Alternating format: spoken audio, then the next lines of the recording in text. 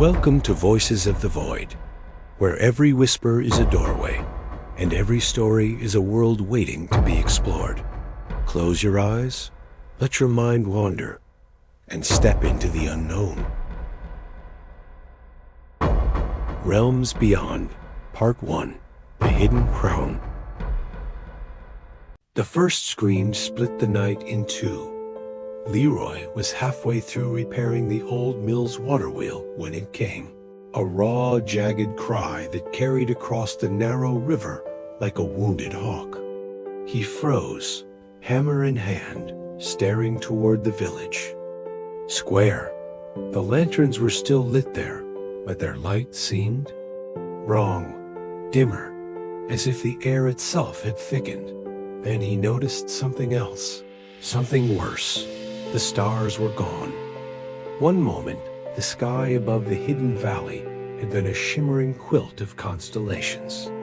The next, it was a blank canvas, pitch, black and endless. No clouds, no moon, just a silence in the heavens, so complete it seemed to swallow every sound. The only thing that moved was the river, and even that seemed hesitant, as though it too was afraid. Another scream, this time closer. Leeroy dropped the hammer. He didn't think, he didn't need to. His boots were already carrying him toward the village before his mind caught up.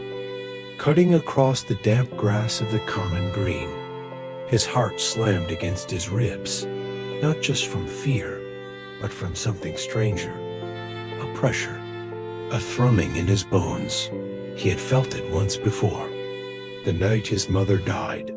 Asterisk, the green was empty. Too empty. Leeroy's boots hit the packed dirt of the main lane, but the usual chatter from the tavern, the smell of spiced cider from Merida's bakehouse, the quiet hum of the night watch, gone. All that remained was the creak of wooden signs, swaying in the still air, and the faint hiss of the river behind him. He reached the well at the center of the square and stopped. The lantern post beside it was still lit, but the flame inside wavered strangely, its glow stretching in thin threads toward the sky, like something unseen was pulling at it. Dot, and then, drip, a sound from the alley to his left. Dot. It was so quiet that Leeroy almost thought he imagined it. But then it came again, slow and deliberate. Drip, drip. He edged closer, every step feeling heavier than the last. That's when he saw it. Dot. At first, it looked like water, pooling in the dirt. But as he leaned in, the surface of the liquid reflected. Not the lantern light, but an image impossible and wrong. A black sky, with one single star burning in its center, pulsing like a heartbeat. The star blinked. Leeroy stumbled back, slamming into the wall behind him. The air shifted, warm and cold at once, carrying a scent he didn't recognize. Burnt cedar, rain-soaked earth, and something metallic, sharp enough to make his teeth ache. And then a voice, low, unfamiliar, but it spoke his name like it had always owned it. At last, Leeroy's breath caught. Who's there? No answer. Just the drip, and that star pulsing faster in the liquid's reflection. He took a step forward, and the ground beneath the puddle split open like paper, and something vast and unseen reached through. The lanterns around the square went out all at once, plunging the world into black. And in that black, Leeroy saw, not with his eyes, but somewhere deeper, a crown, gold yet alive.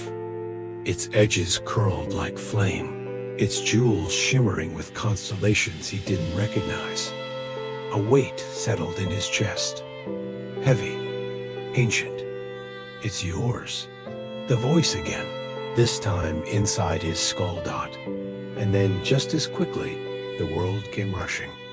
Back, the lanterns flaring to life, the stars returning overhead.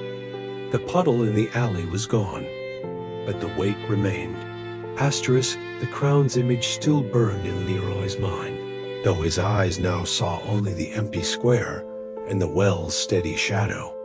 His hands trembled, and when he flexed his fingers, he noticed faint golden dust clinging to his skin, catching the lantern light like powdered starlight. He rubbed at it, but it wouldn't come off. Footsteps broke the silence. Slow, deliberate, and not from any direction he could see. The sound seemed to shift, first ahead of him, then behind, then beside. "Who's there?" Leeroy's voice cracked, and he hated how small it sounded. A figure emerged from behind them.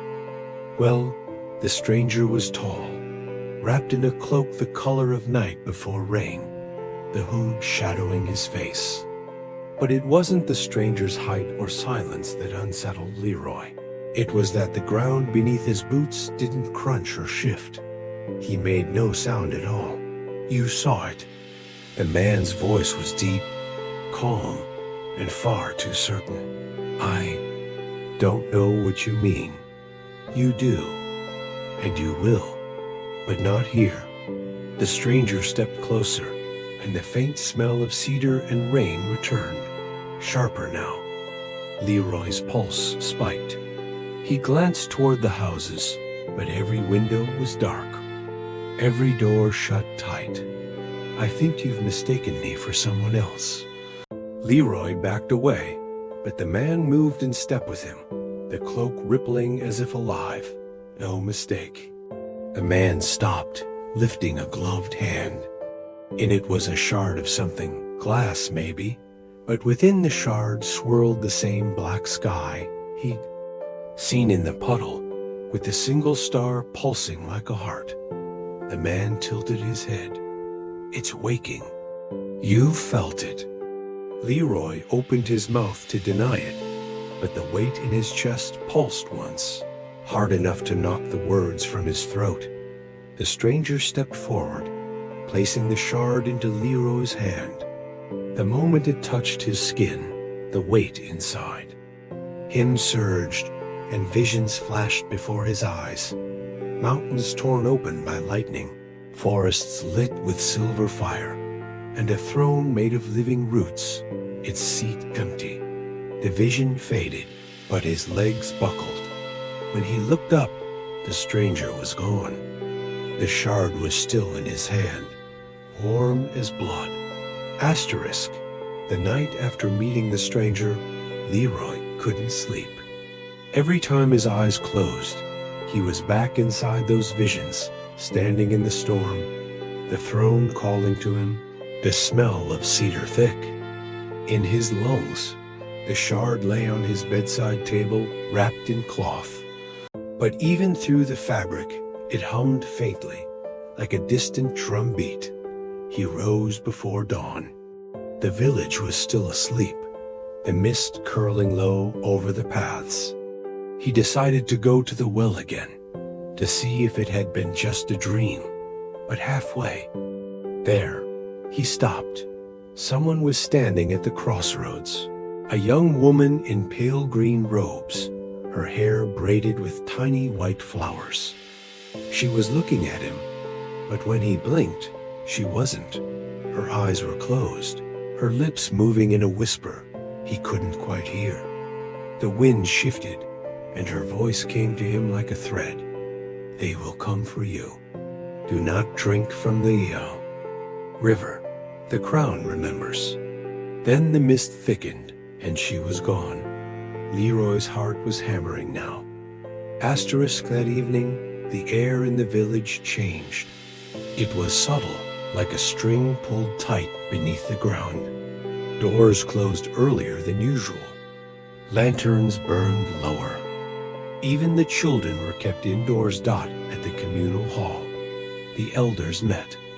Leeroy lingered by the window, pretending to stack firewood, listening to the muffled voices. The boundary weakens. It's too soon. He doesn't know yet. Then one word made him freeze. King. The log slipped from his hands, the sound too loud in the stillness. Inside, the voices stopped. The door opened. Elder Bram, thin, with eyes like winter bark, looked down at him. "You should be home, boy." His voice was calm, but it wasn't a suggestion. It happened 2 nights later. Leeroy woke to the sound of the village bells. Not the chimes for gathering, but the deep, urgent clang reserved for danger. He ran outside. The air smelled of smoke, though nothing was burning. Shadows moved along the tree line, tall, twisting shapes that didn't belong to men. They seemed to shimmer like heat over stone. The villagers formed a circle in the square, spears and boughs raised. Elder Bram stood at the center, chanting words that made the air vibrate. One of the shapes broke from the line. Its eyes glowed, white, and it moved not like it was walking, but sliding. It headed straight for Leeroy. Before he could move, the shard in his pocket flared hot. A burst of golden light exploded from him, knocking the creature backward into the mist. The chanting stopped. Everyone was staring at him. Elder Bram's face was pale. "It's him. The bloodline holds."